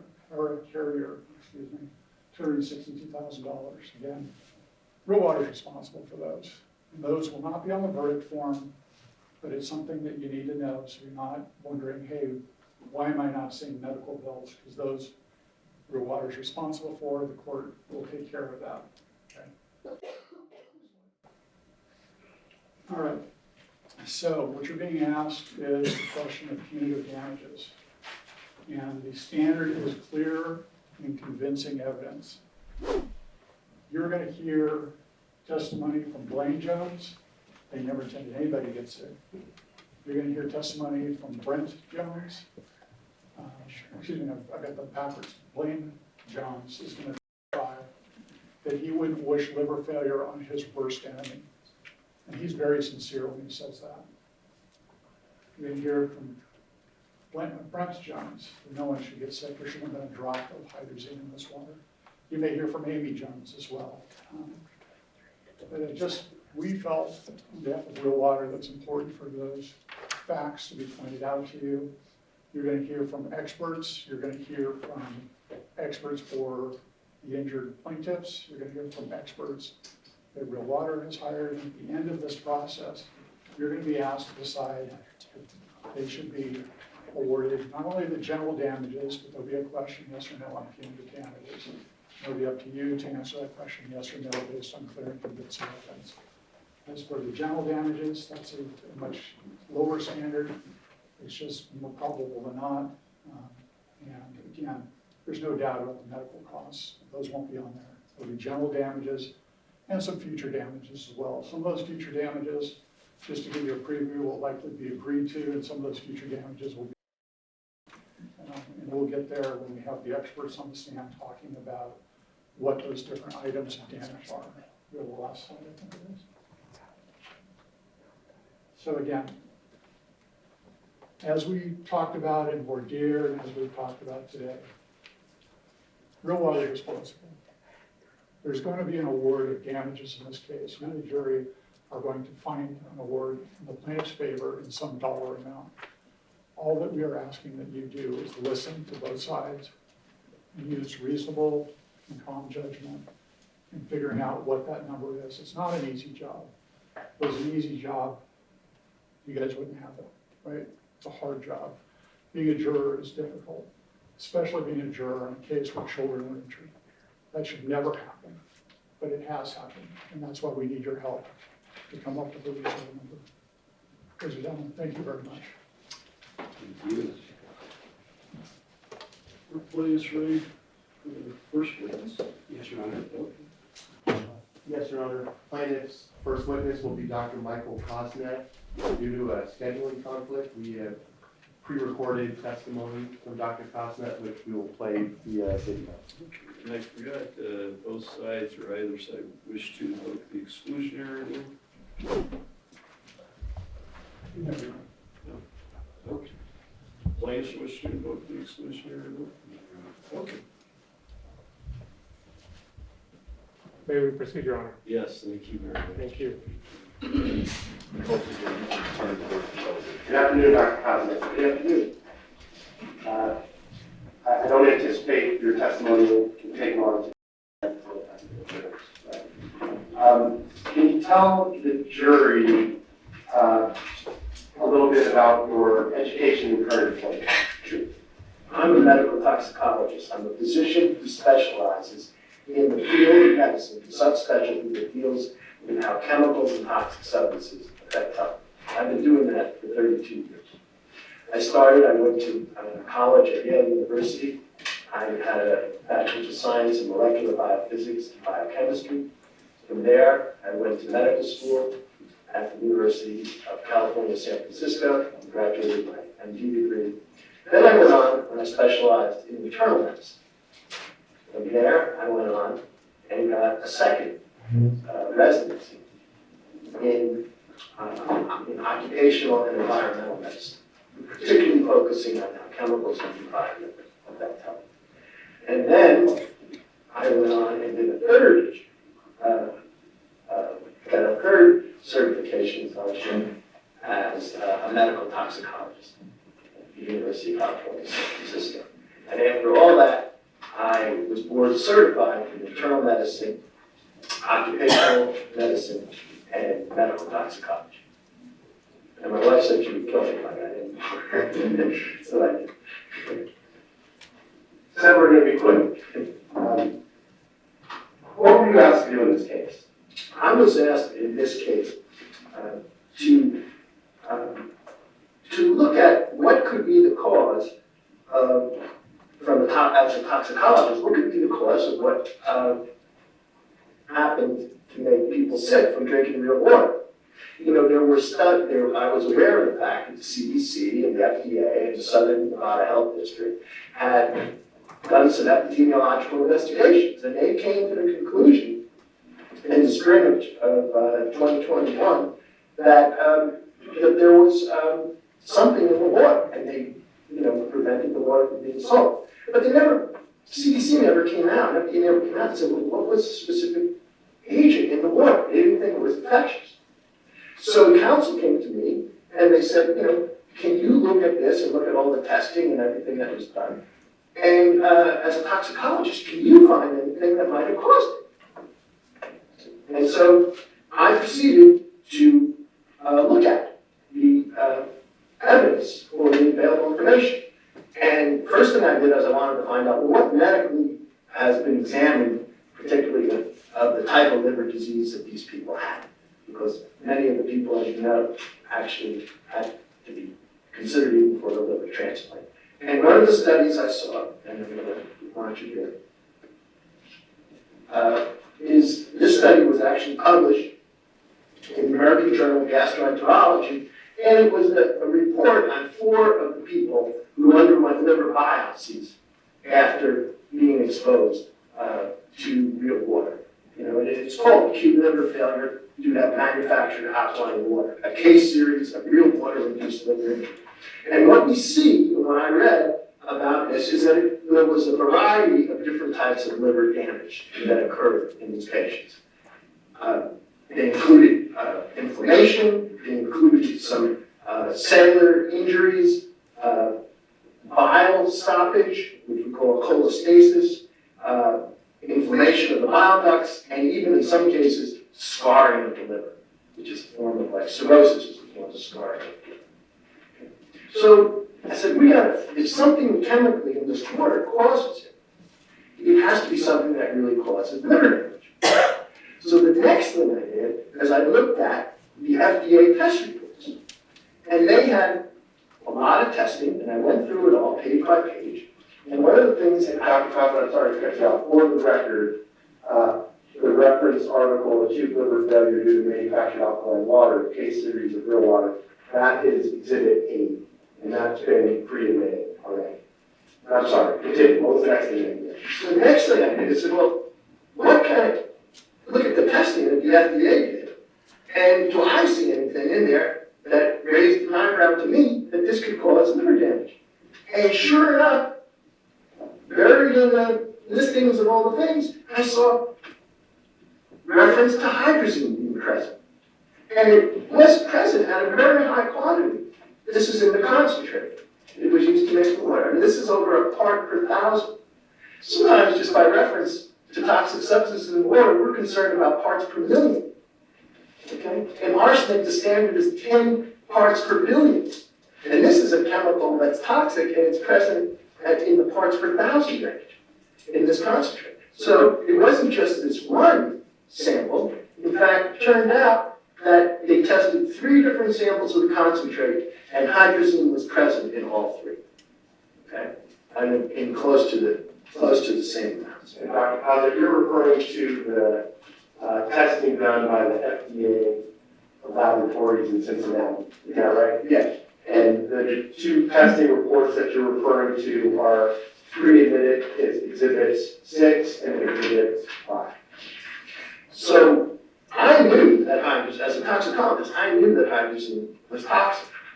And I told counsel, I said, I think this is something that we really have to look into as the cause. And so what I decided is I was going to do a thorough investigation about what was known about the way hydrazine affects the liver, and also at what doses it affects the liver. Dr. Kaufmann, in your review of the FDA testing, did you review any testing that the FDA did on the real water to concentrate that did not have hydrazine in it? No. Every test that they did on the concentrate showed hydrazine. And so you referenced that you went about to investigate what is known about how hydrazine affects the liver. How did you investigate that? Well, I reviewed a lot of information about hydrazine. In fact, let me show you a picture of the chemical structure of hydrazine. And this is a very simple molecule. It's 2 nitrogens and 4 hydrogens. It's inorganic. But this is a very reactive molecule. So when it gets into biological systems, it reacts with it, it can cause damage. Okay? So this and then I said, okay, well, let's look at the literature that shows how does it damage the liver. And I looked for studies, and it's interesting, this has been known, it turns out, for a long time. This is one of the articles I found. This was published in 1908. It's called The Pathological Anatomy of Hydrazine Poisoning. And it turns out, in 1908, they gave animals a single dose, and a bunch of different types of animals, a single dose of hydrazine, and all the animals had liver damage. And they said, that's pretty remarkable. Now, that was a single high dose. So I wanted to say, well, what about situations where people or animals got lower doses, but over a longer period of time? So, Dr. Kosmet, as we're going through these scientific articles that you researched and looked at, before we get there, can you just tell the jury what is hydrazine?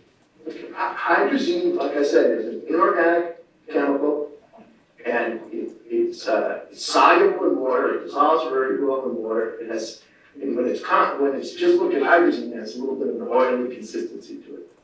But when it's dissolved in water, it's clear and it just dissolves very well in water, and the water look funny. By looking at it, it looks like clear water. What is it used for? It's used for predominantly as a rocket fuel. Okay? It is, it can be explosive and produce a lot of force when it's, and that's why they use it in rockets. They also use it as auxiliary power or emergency power in F-16s, or in case the regular power in the plane would fall, that would be a backup power. So it turns out that many of the studies on the toxicity of hydrazine were actually done at the request of the U.S. military, at the request of the Department of Defense. And they did government reports on it. And it wasn't just in our country, it was also in other countries. And so I reviewed that data as well. And after you started looking into the scientific studies and data on the rocket fuel hydrazine, what else did you find? Well, a thing that I wanted you to be aware of is a lot of these studies, and I'm going to show you when I mention the studies, has to do with what we call dose. Okay? And dose is the amount of a chemical or drug that's taken or absorbed into the body. And we usually express it in terms of the amount the person takes in divided by their body weight. Okay? So for example, if you have 150 milligrams of a chemical like hydrazine, it could be any chemical, and we give it to someone, we want to know, well, how much is that person weigh? So that's often measured in kilograms of body weight. A kilogram is 2.2 pounds. So 100 kilograms, for an example in the top line there, 150 milligrams of the chemical in 100 kilogram of coke, that dose is 1.5 milligrams per kilogram per day. Right? If you gave that same amount, 150 milligrams of the chemical, to a child who only weighed 10 kilograms or 22 pounds, who has a higher dose? Well, the child has 15 milligrams per kilogram.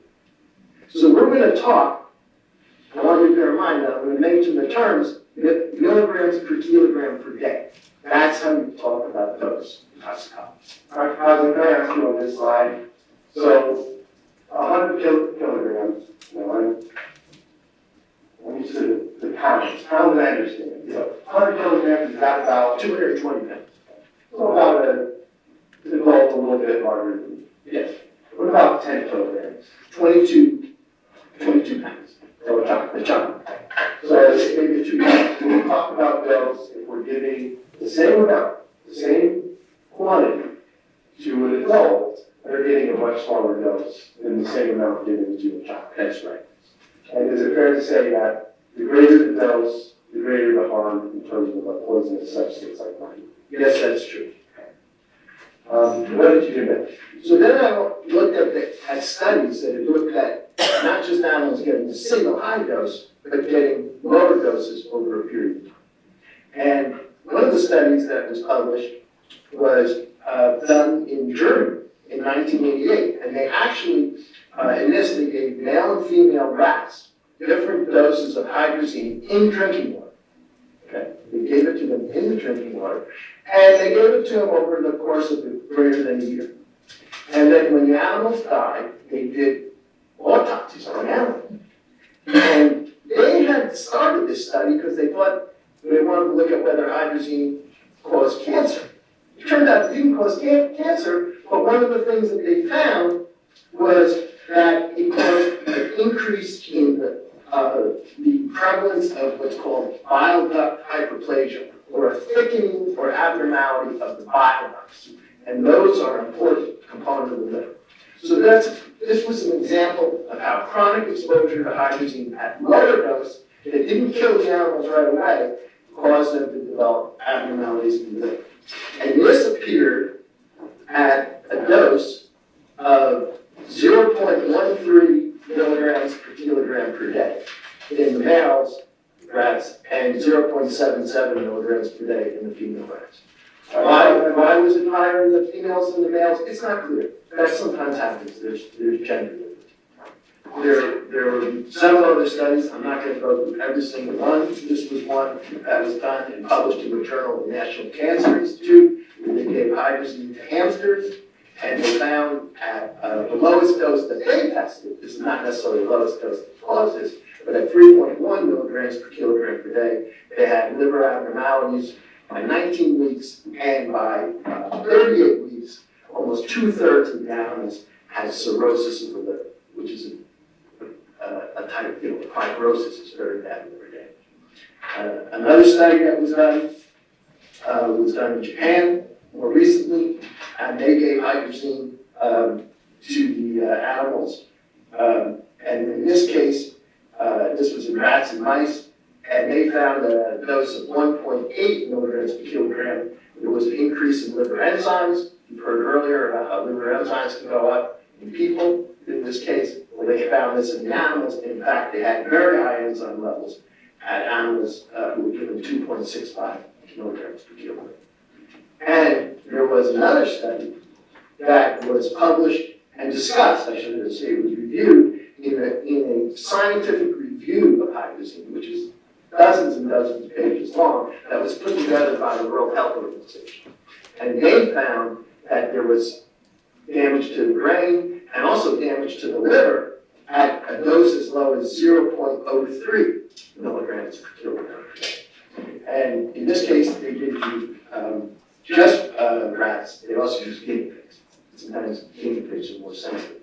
There's variability, and it's not unusual in studies to see some animals are more sensitive than others, but there's variability. But these studies consistently showed that there was liver damage from long-term exposure to lower doses of the animals. What about humans? If you located any reports of hydrazine exposure causing liver damage to humans? There were no experimental studies in people who were specifically designed to detect anything. But there were three types of evidence that I want to show you.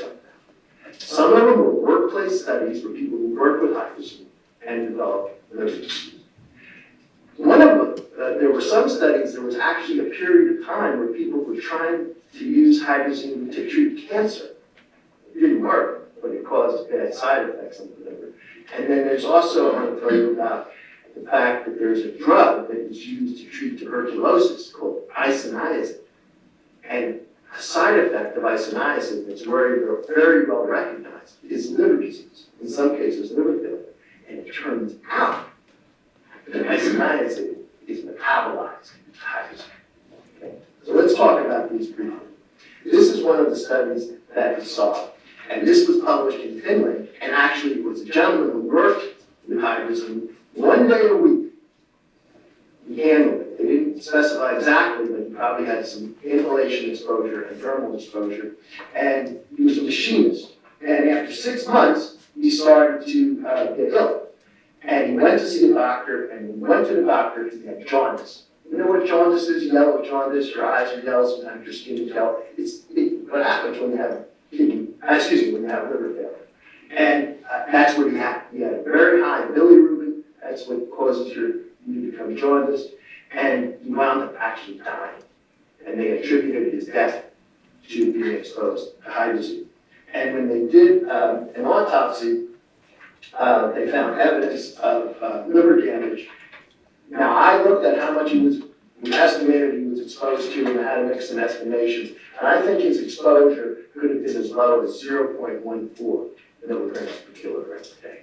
You see, I'm always highlighting the yellow doses because we're going to come back.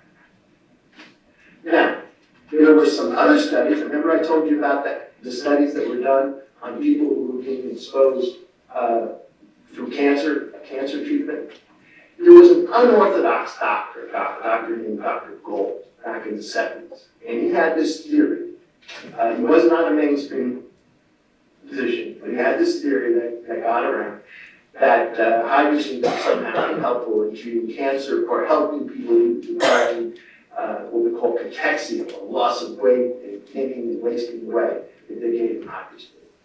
So, because there was a lot of clamor in patients, especially patients who nothing else was working to do it, there were some studies that looked at it. They didn't do formal controlled studies, but they gave some people hydrazine, okay? And they published this. And this is one report in 1975.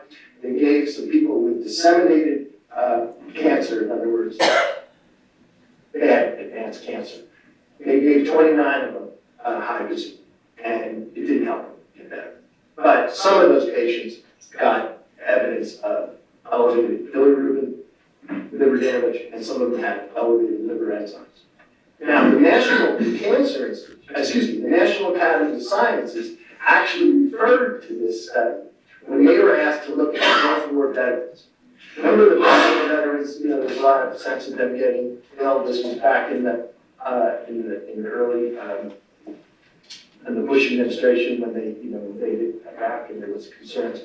And the veterans were maybe exposed to hydrazine because it was used in rockets, propellant rockets and missiles. So they looked at it and they said, in their opinion, looking at the data, that these individuals, some of whom had evidence of liver damage, were exposed to 0.2 to 0.7 milligrams per kilogram per day. What about the drug isoniazid? Well, just let me say real briefly, this is another study that I think is worth just mentioning real quickly. This was a gentleman who self-treated him. He went to the internet and ordered hydrazine over the internet. And he took it to treat he had cancer of the maxillary sinus. The maxillary sinus is, the sinuses in the head. He's reading about Dr. Gold. This was, even though most people said it didn't work, there's people who believe if they have cancer, they'll try it. And unfortunately, this man, he took it for 4 months, and then he went to medical attention, and he was jaundiced. And he was admitted to the hospital. He had severe liver damage. His bilirubin was 43.2. The normal was less than 1.2. And despite aggressive treatment, he went on to die. Okay, of both hepatic and GI bleeding. And hepatic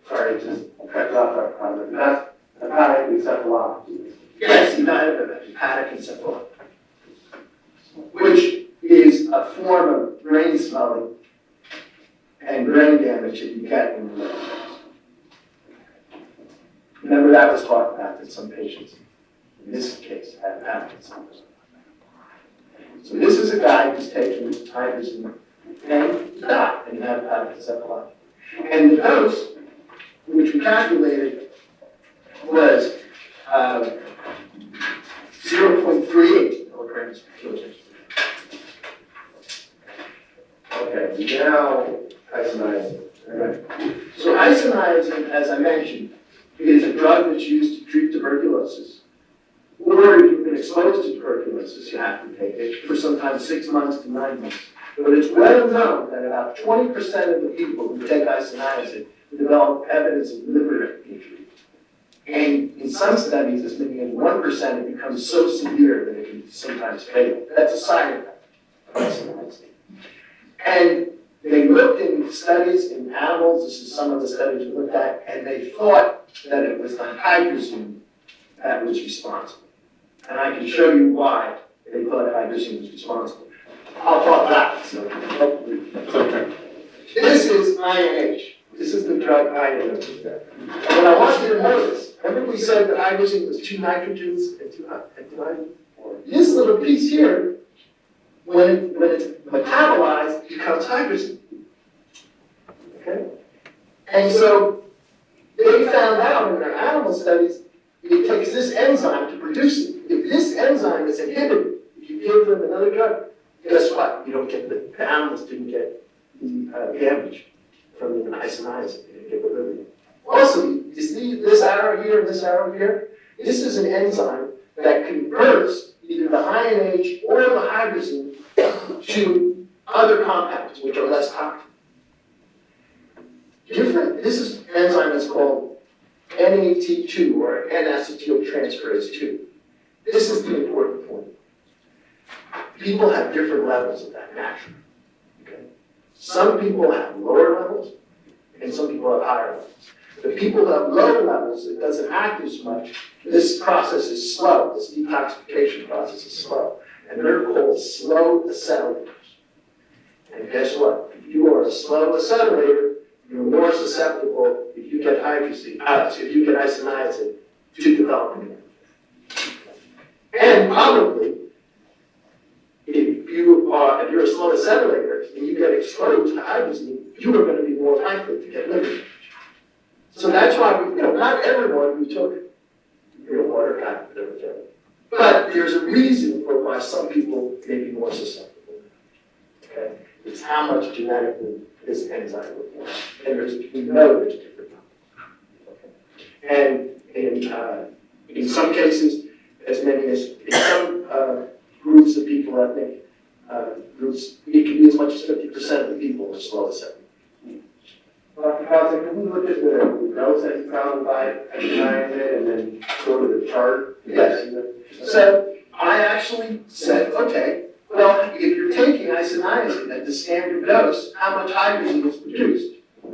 And my estimate, if you assume that 1 molecule of isoniazid gets converted to 1 molecule of hydrazine, and the standard dose of isoniazid, which is also abbreviated INH, is 5 milligrams per kilogram, then the dose of hydrazine that's causing this toxicity in some of the people who take INH is about 1 milligram per kilogram. So I presented to you a bunch of different studies with a bunch of different doses. So now you're wondering, well, how much hydrazine did the people get who drank real water? Okay? And I looked into that and did some calculations. And basically, if I can approach it. Well, Dr. Kosmet, you looked at this, and based on the information that we know about the hydrazine that was tested in the concentrate, and how that's the process that's used pollen to make the water, so we down a little bit in the finished product. And you came up with an approximate range given that information, and then compare that to the studies and the dosage studies, right? So I looked at the median dose, and I also did some calculations here for the median dose and the 95th percentile. And this is what we got. The 95th percentile hydrazine dose for the water would have been 0.97, and this is for like people who are consuming. Now, some people could take a lot more, and some people have individual variability. But looking at the average dose, the median dose of 0.37 and the 95th percentile dose, you see the numbers 0.97 and 0.37? They fit right in the range of the studies we just described, from animals and from humans, of the doses that were experimentally shown to cause liver damage. So I concluded, and it is my belief, to a reasonable degree of medical probability, that the hydrazine in the real water was responsible for some people getting liver damage by drinking. Dr. Kosmet, just to sum up, the greater the dose, the greater the harm. Yes. Right? Hydrazine was in the real water based on the information you looked at. Right. Hydrazine is rocket fuel. is used in rocket fuel. Hydrazine, the rocket fuel causes liver damage, and some people would get a big dose. That's correct. Thank you, Dr. Costa. That's all I have for you. Were you here, did you see the setup as to how real water was made with big mixing tanks? Yes. I want to follow up on something you said. You said that hydrazine dissolves very easily in water. Yes. What do you mean by that? It means that, well, I don't have the exact amount, but it's not like putting vegetable oil in water and they separate out. If you put hydrazine in water, it goes into solution. Okay, can we use like something that everyday people understand, like how, so like when you're making spaghetti and they take a little bit of salt in the water, and you put a little salt and it's just gone after you start around with the noodles? It's probably not as soluble as salt in water, but it dissolves in it. It dissolves. Okay, I appreciate that. So the hydrazine that ended up in the real water is going to be pretty well dissolved. Yes. It's called miscible. It's suspended, very fine suspension. So with, if I'm understanding correctly, basically the hydrazine is going to be in the real water, you can't see it. That's right. Do you smell it? Depends on how much was there. It's possible, sometimes it has an ammonia type smell if it's present in high enough concentration. Depends on. Is it going to be oily? Is the water going to be oily, or it's all dissolved? Again, it depends on how much. Is it going to be red? Is it going to be a fishy smell? Not always. I mean, like I said, it could be if it was high enough amount, but in general, I don't know. Does it look like bird water? I don't think so. Dr. Kosmet, all of the opinions that you testified to today, were they all stated to a reasonable degree of medical probability? They were. Thank you.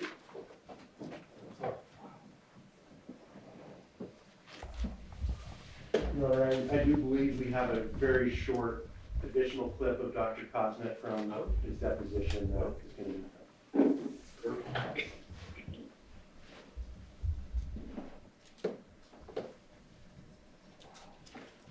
Ready to go, Your Honor?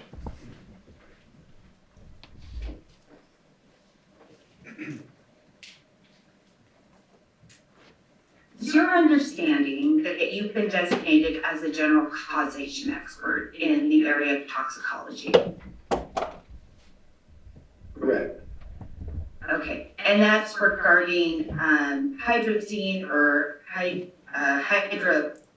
say it wrong, hydrolysine?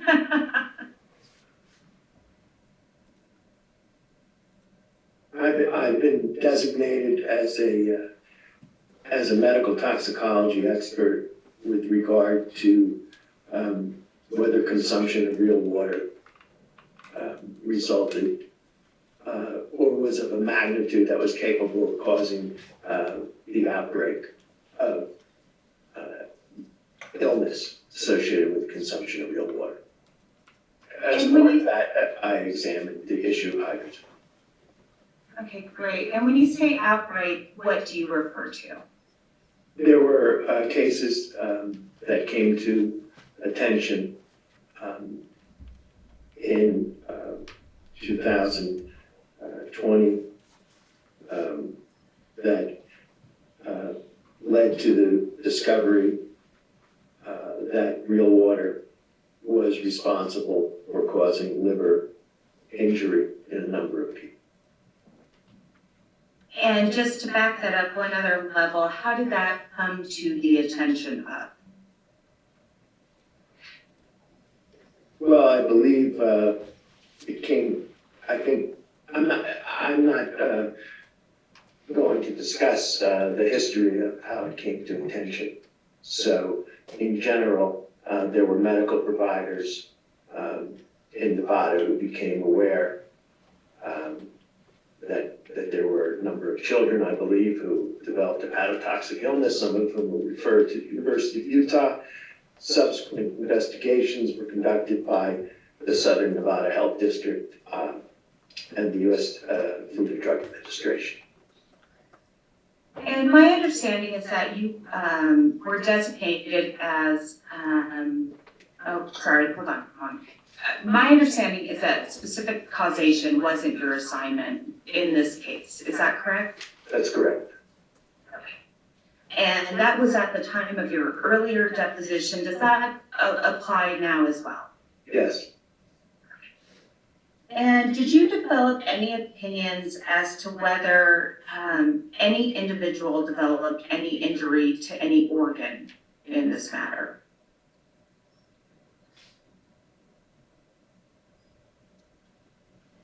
Well, I'm not offering testimony on specific individuals. I'm talking about the relationship between real water and its hydrazine content and the ability of that to cause liver injury in some consumers. Very good. So you don't have any opinions on whether hydrazine was ingested by any individual in this case? I'm not going to discuss specific causation. Do you have any opinions as to whether real water always contained hydrazine? What do you mean always? No, I'm not going to discuss I'm not going to testify as to the exact time frame when hydrazine did or did not appear in real water in terms of specific dates. I'm aware of the fact that the investigation that was conducted by the US FDA did reveal the presence of hydrazine in the concentrate and in some cases of individual bottles of real water. But as to when that began or when that not began, I believe that other experts will be commenting on. Okay, and so do you know the hydrazine concentration of retail real water consumed by any plaintiff? Well, I know something about it. I know what was present, as described in my report. I understand that concentrate was used to produce real water that was used by consumers. And I know information on the amount of hydrazine that was measured in the concentrate. So I would say I don't know anything about it, but as the opinions expressed in my report, which I stand behind, is that the contamination of hydrazine in real water was of a magnitude capable of causing hepatotoxic illness in some consumers. Do we agree that that hydrazine at some concentration can be non-toxic? Yes, I think that's a general paradigm in toxicology, particularly with respect to non-cancer outcomes. And more specifically, you don't hold any, you haven't developed or disclosed any opinions here about the carcinogenic effects or potential carcinogenic effects of hydrazine? That's correct.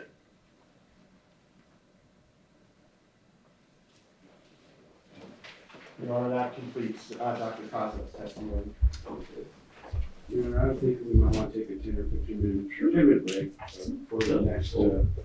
Yeah, let's take 15. So ladies and gentlemen, let's break, come back at 2:45. During this recess, you're admonished not to talk or converse amongst yourselves or with anyone else on any subject connected with this trial. Do not read, watch, or listen to any report of the commentary on the trial or any person connected with this trial by any medium of information, including without limitation to social media, text, newspapers, television, internet, radio. Do not visit the scene of any events mentioned during the trial. Do not undertake any investigation. Do not do any posting communications on any social networking sites. Do not do any independent research, including internet searches. Do not form or express any opinion on any subject connected with the trial until the case file is submitted to you. See you back at 2:45. Please rise for the jury.